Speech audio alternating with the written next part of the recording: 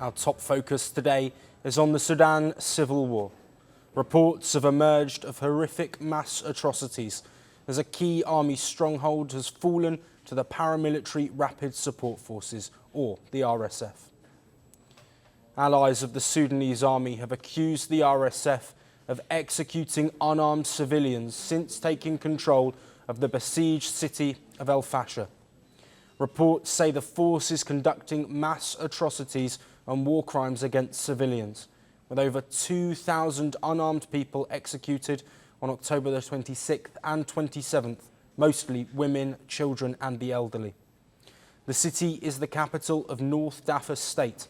It was the last remaining Sudanese army stronghold in the entire Darfur region. The Sudanese army and the RSF have been locked in a brutal civil war since April 2023. El-Fasher was both a political and military hub for the Sudanese army. It was also a key humanitarian centre, housing thousands of displaced people. The city is home to multiple ethnic communities at the centre of Sudan's deep ethnic divides. For 18 months, El-Fasher was under RSF siege, trapping over 1 million civilians. The paramilitary cut off supply routes from central Sudan, while army-aligned militias defended the city from within, leading to weeks of intense fighting. RSF fighters have also posted videos purportedly showing executions and abuse of civilians. An RSF-led coalition claims many of the videos are fabricated by the army, saying it will form a committee to verify them. The UN says more than 26,000 people fled El-Fasher in just 2 days, while 177,000 remain trapped inside. Right now in El-Fasher is really a black box. Like, we really fear for the civilians who are trapped inside the city.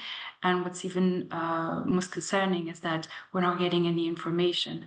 For example, it's been 48 hours that we're trying to reach our local partners who we've been working with for the past 6 months, and also the local responders who've been, risking their lives every day to try and support families trapped in El-Fasher. So why is the RSF reportedly targeting civilians after capturing the city? The answer might lie in ethnic roots. The RSF's ranks are largely drawn from Arab militias, while many residents of El-Fasher, including the Zagawa community, are non-Arab and seen as supporters of the Sudanese army. The UN and rights groups have accused the RSF of trying to terrorize and cleanse non-Arab populations, reviving the patterns of violence seen during the Darfur genocide of the 2000s. This genocide was carried out by Arab militias, from which the RSF is widely believed to have evolved. The latest reports of violence have drawn widespread international condemnation. The United Nations warned of ethnically motivated atrocities, while the African Union, European Union and Saudi Arabia have all condemned the killings.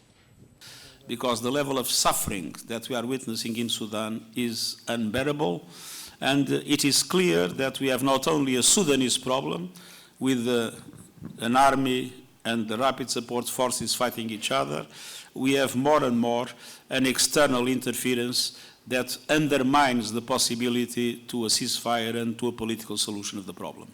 For more than 18 months, the civilians in El-Fasher have been subjected to a siege imposed by the Rapid Support Forces, leading to chronic shortages of food, water and medical care, while being exposed to constant bombardments. Hundreds of thousands of civilians remain in the city in a state of extreme distress.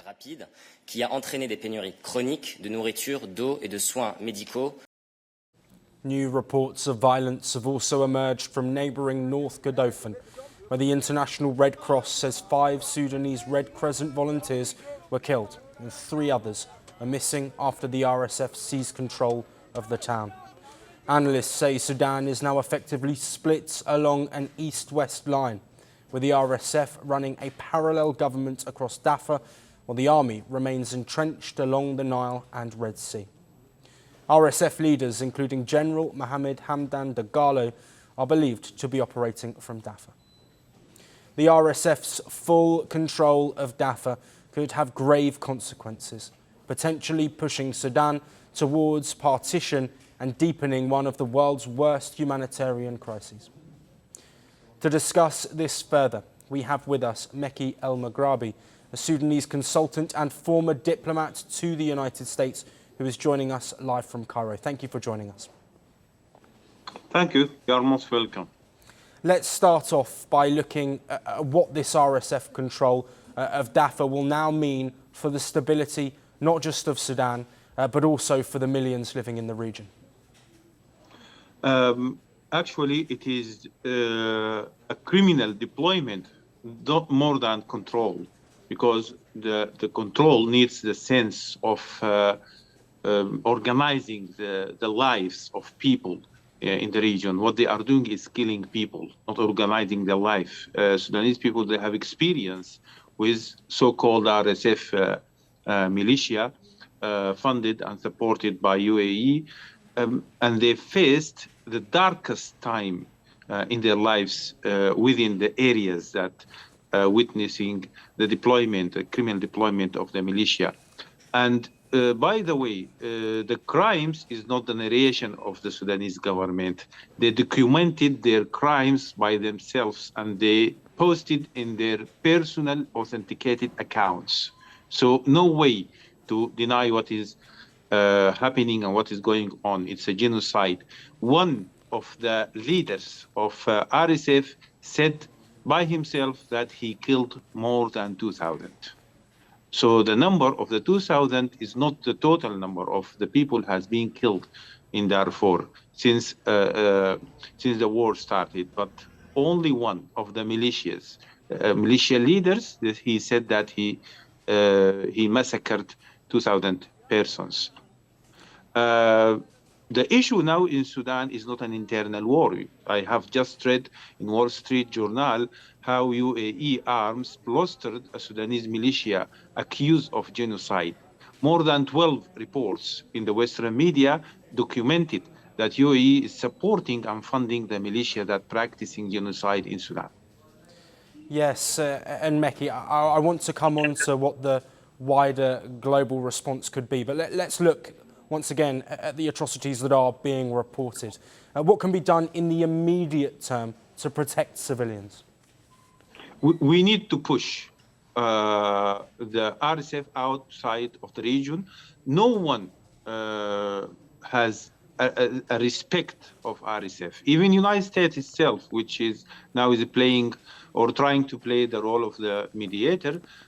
Just yesterday, a senator from the Senate, he said that it's a genocide in practice by RSF.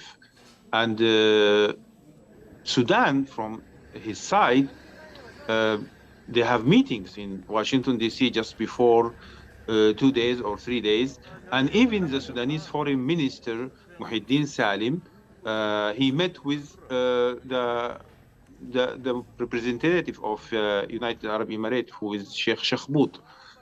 But nothing happened because they insisted to push the region for more genocide, for more killing.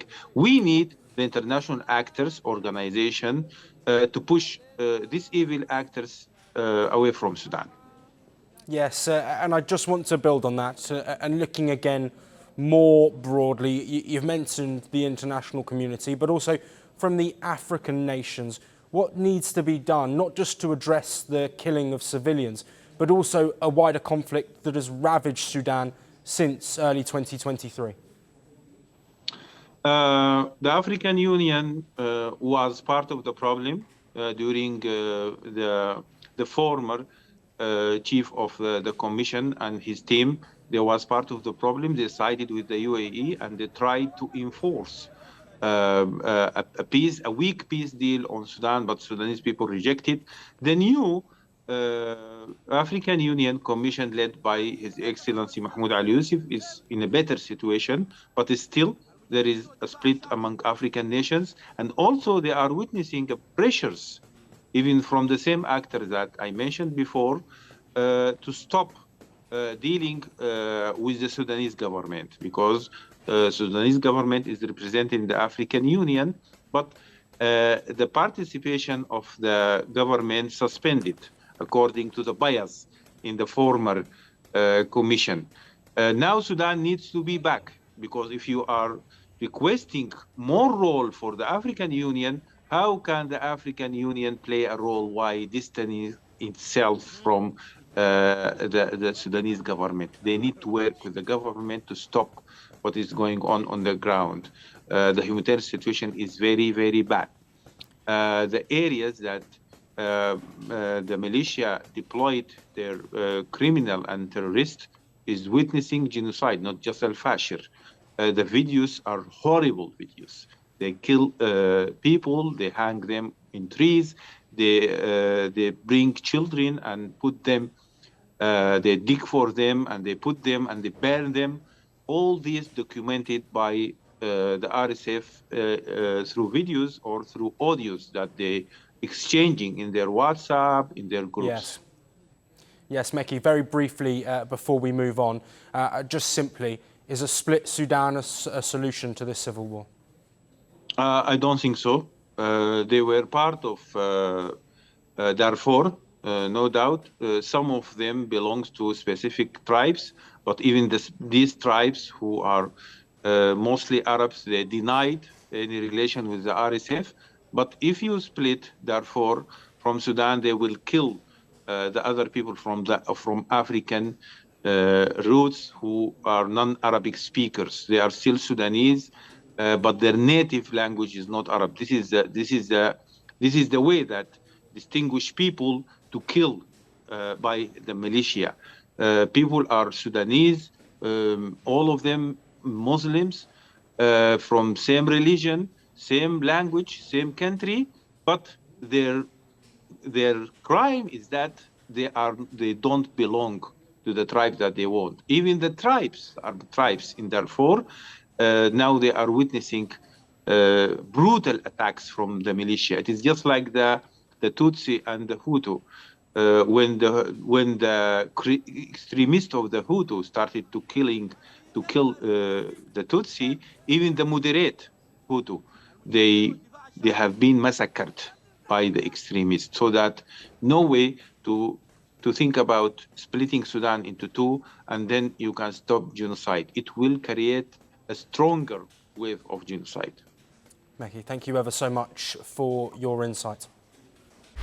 Want the facts? The latest developments? News that gets straight to the point. Well, we've got all three just for you. This is Firstpost Live, a brand new show, your window into what really matters. Don't miss it.